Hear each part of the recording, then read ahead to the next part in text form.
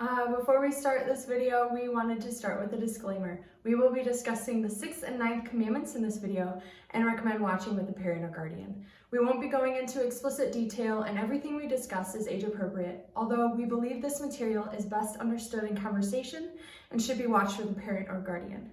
We will be presenting the information in a respectful manner that shows the truths of the Catholic Church. Thank you and enjoy. Welcome to Totus Tuus Trivia. Welcome Amanda Kowalski. She's a Totus Tuus Trivia enthusiast from Idaho and she's ready to win. Welcome Jen Kennings. She's a middle school teacher from Alaska and she says as long as everybody had fun, everybody's a winner. Welcome Jared Jones from Indiana. He's currently unemployed and is extremely excited to be here. And welcome our host, Jonathan Buttersworth. Get ready for Totus Tuus Trivia. For our first question, we have science for 200. Who created the Big Bang Theory? Charles Darwin. I'm sorry, that is incorrect. Who is Father Georges Lemaitre? You are correct. Science for 400. What is the largest observatory in the world? The Monarch Butterfly Observatory. I'm sorry, that is incorrect. Yes, Vatican Observatory. You are correct. Next, we have art for 600. Who painted the Sistine Chapel? Yes. Teddy Roosevelt. I'm sorry, that is not right. Who is Michelangelo? You are correct. Next, we have music for 600. Who wrote the O Salutaris Hostia? Yes. Mozart, Ludwig, Beethoven. No, I'm sorry, that is not right. Yes. Who is St. Thomas Aquinas? You are correct again, which puts you in the lead. Next, we have history for 800. What religious belief was formally condemned as heresy in the Council of Nicaea? Yes. Aneurysm. No, I'm afraid that's not what we're looking for. Yes. What is Arianism? You are correct. And still in the lead. And now for our final question. This summer, the Totus Tuus missionaries have been teaching you all about the 10 Commandments. What are the 6th and 9th Commandments? Yes. Modest is hottest?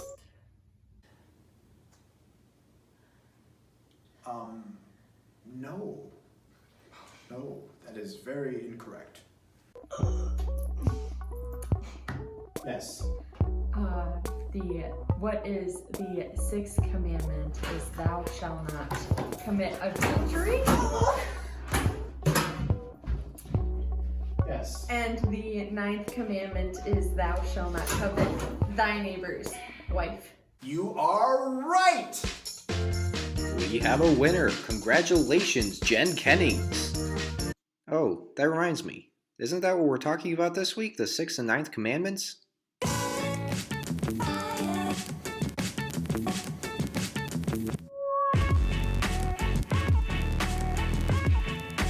This video is discussing the 6th and 9th commandments. So why don't we dive in, Jessica? Yeah, okay. So what is the 6th commandment? The 6th commandment is thou shalt not commit adultery. So what is adultery? I think we need to start with defining what marriage is before we can discuss what adultery is. I think that's a good place to start. Yeah, so what is marriage? Marriage is the free, total, fruitful, and faithful gift of oneself to their spouse within marriage. So let's discuss that. There's free. No one is forced, a man nor the woman is forced into the union, whether it be from a third party or out of fear. total. They are completely giving themselves to each other. And then we have fruitful, which both the man and the woman, they're open to children. They're open to life because that's what a child is. It's the result of the love between the man or the husband and wife. Right. And then faithful. They are faithful to each other within the marriage. They only love each other within their marriage.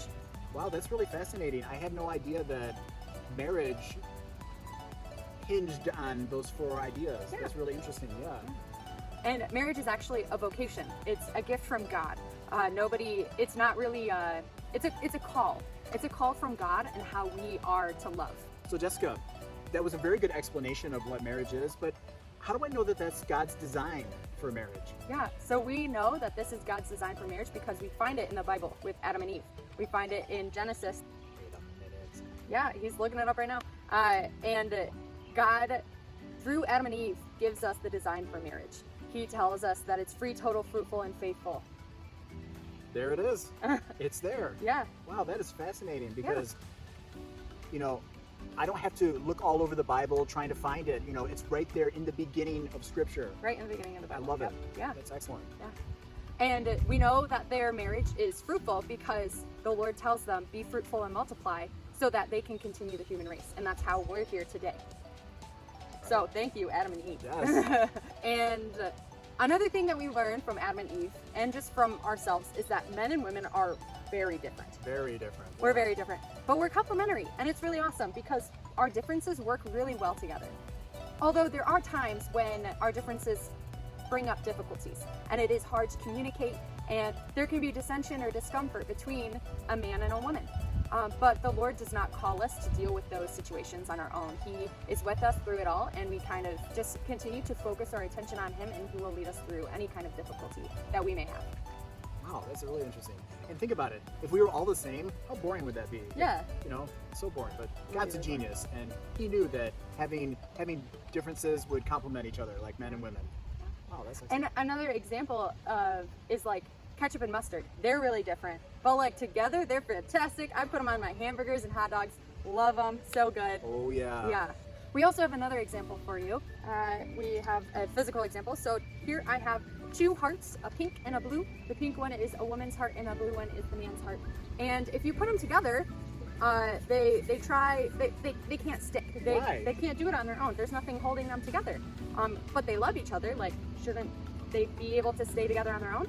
So Jessica, what could hold them together? God. God in marriage holds men and women together, and glue is what will hold these hearts together. So if you could My pleasure. please put some glue on there. My pleasure.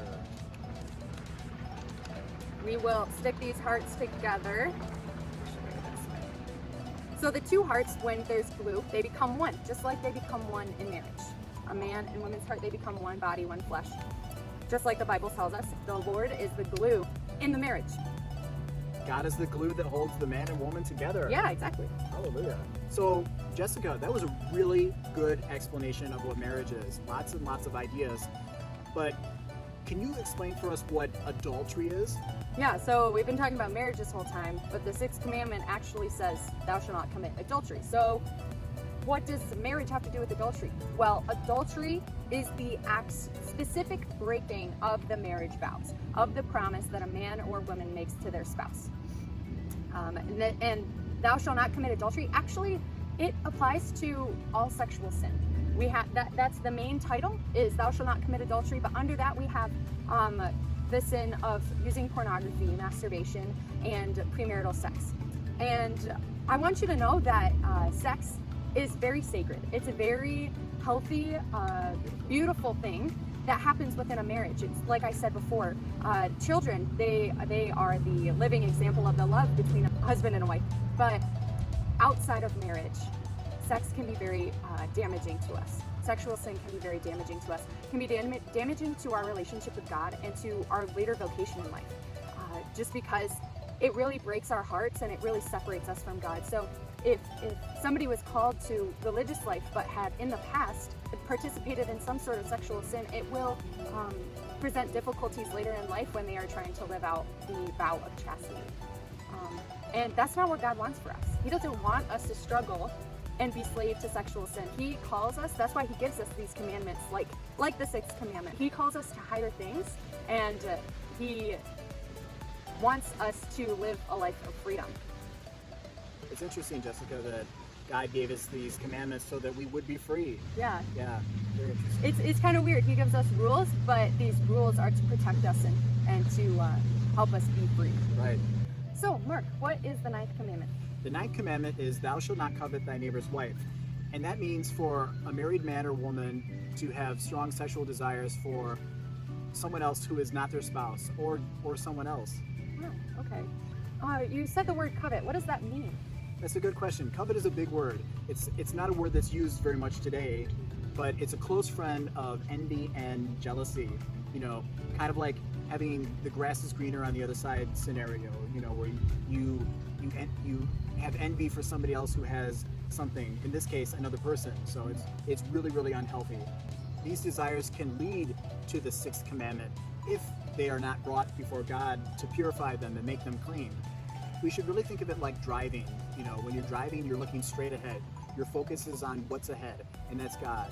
And when sometimes a distraction comes and your eyes veer to the left or the right, we become distracted. We take our focus off of God and we place them on somebody else, and that's very unhealthy for us. Okay, so what can we do with unhealthy desires? We have to acknowledge first that we cannot do it alone. We need to lean on God. We need His assistance to get rid of these things that are clouding our minds and stuff. So we need to bring these things before God, and He will make them clean. He will wash us and cleanse us, just like Psalm 51 says, "Oh, wash me and I shall be whiter than snow." One essential element of this is chastity. Chastity is essential for combating these desires which are unhealthy before God. So, what is chastity? That's a really good question. It's a way of temperance and abstaining from sexual activity and sexual desires, you know, for particular states in our life. You know, for a married man and woman, they're called to a temperance in their sexual activity, but to be open for children. Chastity is a good thing. Chastity is something that's attacked in our society.